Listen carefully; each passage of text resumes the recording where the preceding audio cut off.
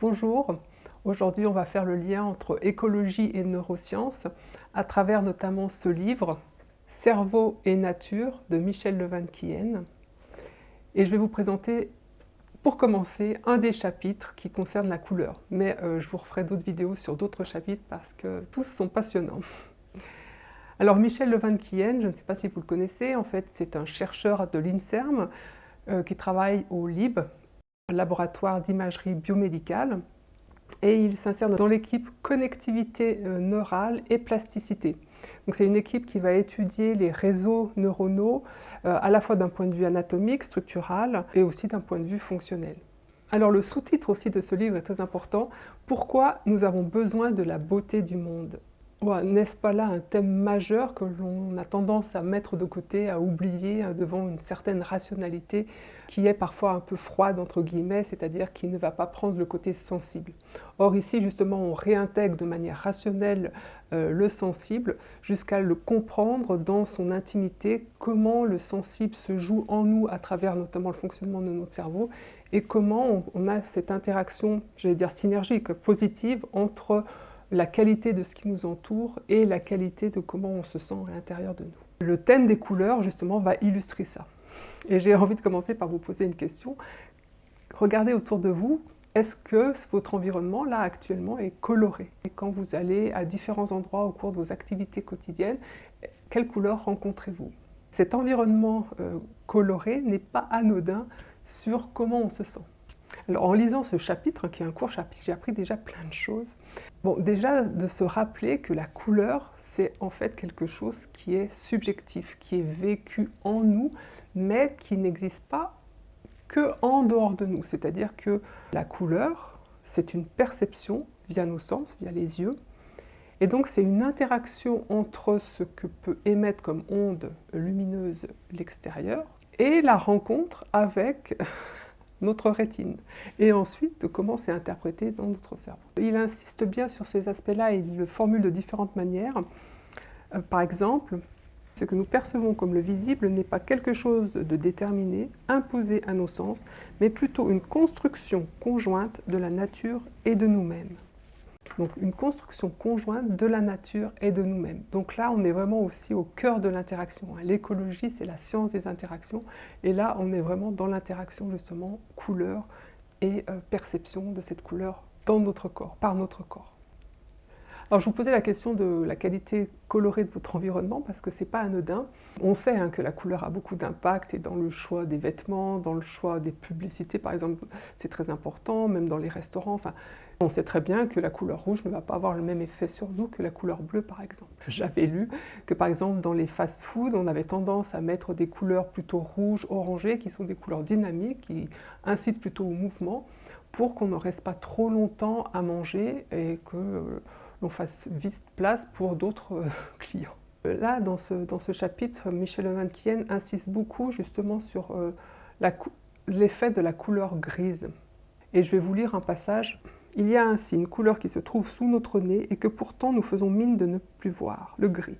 Il est partout dans les villes. Cette dominance monochromatique s'est imposée avec des matériaux comme le béton, l'asphalte, pour la construction des bâtiments et des routes. » Je saute quelques lignes. Dans les villes, la grisaille de l'environnement immédiat est souvent associée à raison à la monotonie et à la morosité, source d'ennui et fort probablement de tristesse pour les citadins. Certes, personne n'a établi avec certitude le lien de cause à effet entre la grisaille des bâtiments et le taux accru de dépression chez les citadins, de multiples facteurs étant probablement à l'œuvre.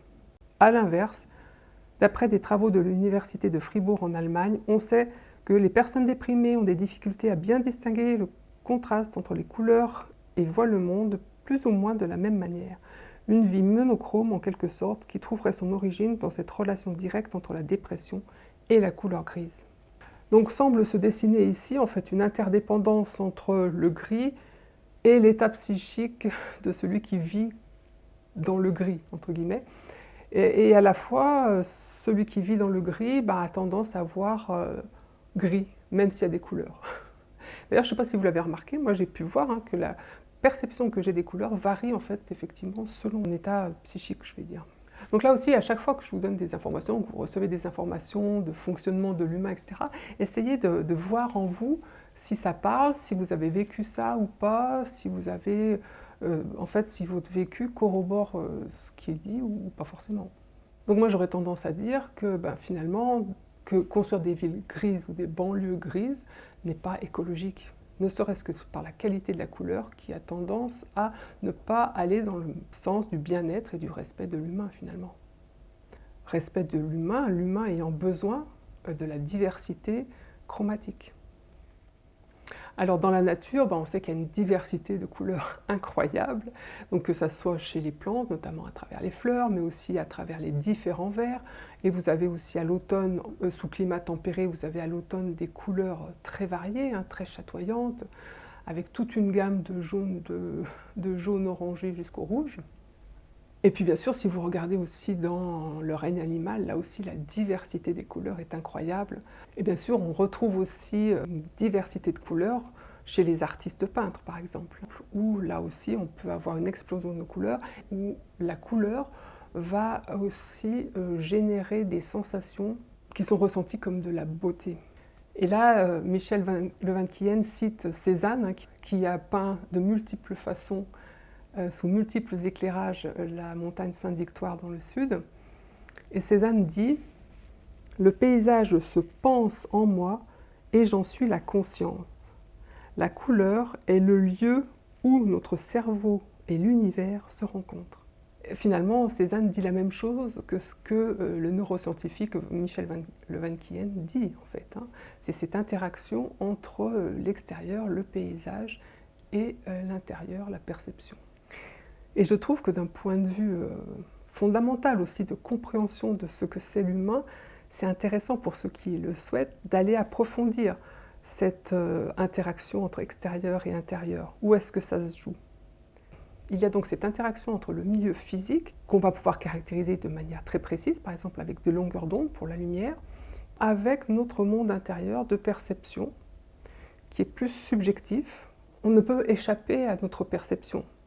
Donc finalement, on ne peut avoir qu'une vue subjective de l'extérieur. C'est une illusion, et il le dit bien Michel Le Van Quien, c'est une illusion de penser que l'on voit correctement tout ce qui nous entoure.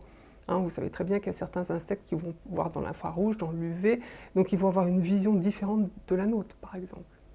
Et nous, si on voyait toutes les longueurs d'onde, imaginez quel serait le paysage coloré que l'on aurait dans le cerveau. Et c'est vrai que quand on réfléchit à ça, on se dit, mais alors comment on fait le lien entre ce monde physique et ce monde perçu? Et certains philosophes vont appeler ça le problème du fossé explicatif entre le milieu extérieur physique et le milieu intérieur subjectif. Et moi, ce qui me semble important ici à considérer, et que d'ailleurs Cézanne évoque, c'est le rôle de la conscience. Est-ce qu'on a vraiment compris ce qu'était la conscience? Et peut-être qu'avec un éclairage nouveau, plus pertinent peut-être de la conscience, ou plus élargi de la conscience, la différence entre extérieur et intérieur va changer, c'est-à-dire qu'il y a peut-être une continuité via cette conscience. Dans cette subjectivité aussi de notre perception du monde extérieur, il y a à considérer aussi la variabilité entre individus. Et Michel Le Van Quien insiste bien sur cette variabilité entre humains de perception des couleurs. Bon, il peut y avoir une variabilité génétique. Alors, je ne sais pas si vous savez, mais notre perception des couleurs est basée sur la perception de 3 couleurs qui reposent en fait sur l'existence de 3 types de cellules, de 3 types de cônes qu'on va trouver dans la rétine et qui vont être sensibles soit au bleu, au vert ou au rouge. Et après, ça va être l'excitation plus ou moins forte de ces 3 types de cônes qui va faire le résultat final de notre perception de la couleur et de la sensation donc physiologique qu'il va y avoir associée. Et donc il y a toujours ce questionnement qui parfois peut être un doute existentiel profond de savoir si en fait à quel point on est isolé de l'autre et qu'on ne peut pas se comprendre, c'est-à-dire est-ce que par exemple la perception que j'ai du vert des feuilles qui sont en face de moi est la même chez quelqu'un qui est juste à côté de moi et qui perçoit les mêmes feuilles, qui regarde les mêmes feuilles. Alors toujours est-il que donc il y a une forte variabilité de perception, ça c'est su, entre les individus, parce que la proportion des cônes est différente, il y a une variabilité à base génétique, mais et là ce que je ne savais pas, c'est que certains individus ont un 4e type de cône de récepteurs à la lumière, ce qui fait que ces individus-là ont une vision tétrachromatique, reposant sur 4 couleurs et non pas que 3 couleurs. Et donc ils ont un paysage coloré, une perception colorée qui est beaucoup plus fine, beaucoup plus subtile, beaucoup plus nuancée, c'est plutôt ça le bon terme, que d'autres personnes qui ont une vision uniquement trichromatique. Et ce sont souvent les femmes qui ont cette perception tétrachromatique. Bon, le pourcentage, c'est selon les populations, entre 2 et 12% de personnes à vision tétrachromatique, donc à super vue colorée. Là, pour moi, c'est un point essentiel parce que je peux comprendre pourquoi aussi certaines personnes peuvent, devant certains paysages, devant certains tableaux, vont être beaucoup plus sensibles que d'autres à la vision de ce qu'ils voient.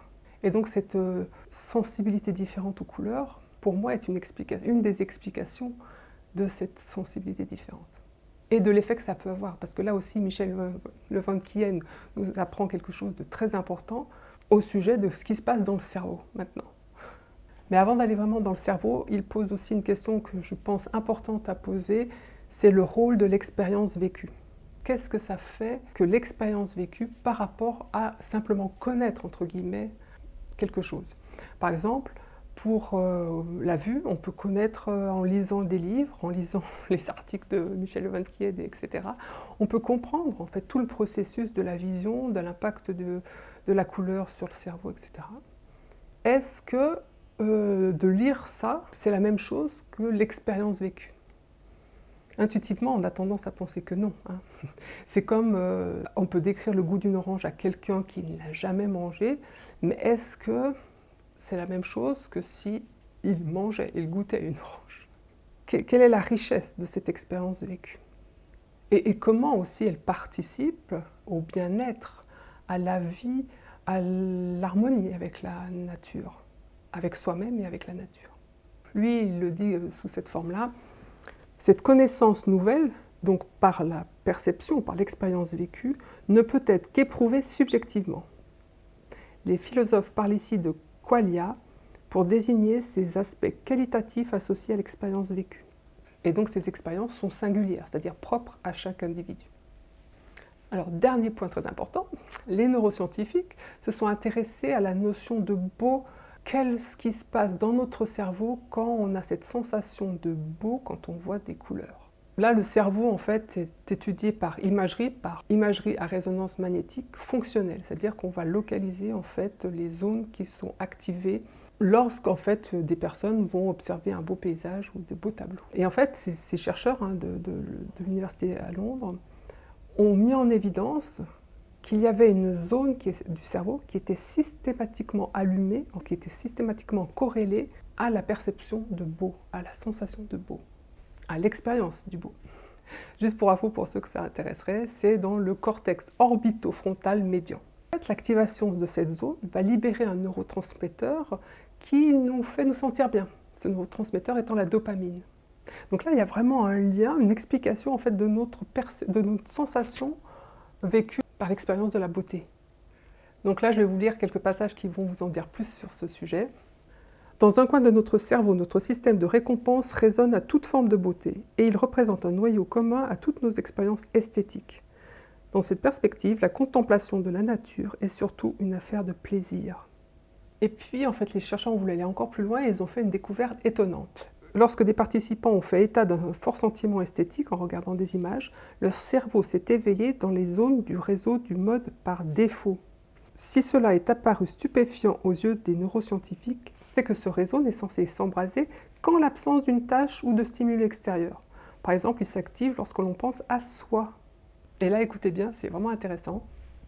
L'interprétation que les chercheurs donnent, c'est que la beauté obtient un accès au substrat neural impliqué dans la perception de soi, un accès que normalement les autres stimuli extérieurs n'obtiennent pas. Donc selon eux, la beauté, elle permet à l'œuvre d'art d'interagir avec les processus neuraux liés au soi, de les affecter et peut-être même d'être incorporés en eux. Voilà ce qui expliquerait ce que l'on ressent devant les couleurs de la nature, un profond sentiment intérieur de plaisir lié à l'esthétique, connecté à la conscience de nous-mêmes. Cet unisson, ce moment où le cerveau détecte une certaine harmonie entre le monde extérieur et notre représentation intérieure de nous-mêmes nous donne l'impression que la beauté nous touche du dedans et nous ressemble. Et je vais conclure cette vidéo avec la conclusion du chapitre. À l'heure de la crise écologique, on se préoccupe d'une façon tout ce qu'il y a de plus scientifique et pratique de la destruction de la nature, de l'effondrement de la biodiversité, du risque pour la survie de l'humanité. Mais il ne faut pas oublier de s'en emparer du point de vue esthétique. Ce n'est pas seulement le bien physique qui est en jeu. Si nos cadres de vie deviennent laids, monotones et gris, il en résulterait de surcroît une dévalorisation de notre patrimoine spirituel. Donc pour moi, là, il insiste sur quelque chose de crucial. C'est que notre environnement, la qualité de notre environnement, de ce qu'on voit, que ça soit de chez soi, que ça soit au travail, est essentiel pour la qualité de vie. Et c'est cet aspect esthétique de l'écologie qui est trop, à mon avis, mis de côté, non considéré, et qu'il est urgent de mettre à la surface. Et c'est ce que j'essaie aussi de faire en faisant dialoguer ce que j'appelle l'écologie scientifique, l'écologie rationnelle, à l'écologie du sensible, à l'écologie perceptive. À vous aussi d'être attentif à ce qui se passe en vous selon la qualité de ce qui vous entoure, notamment la qualité colorée, puisque c'est ce dont on a parlé aujourd'hui. À bientôt!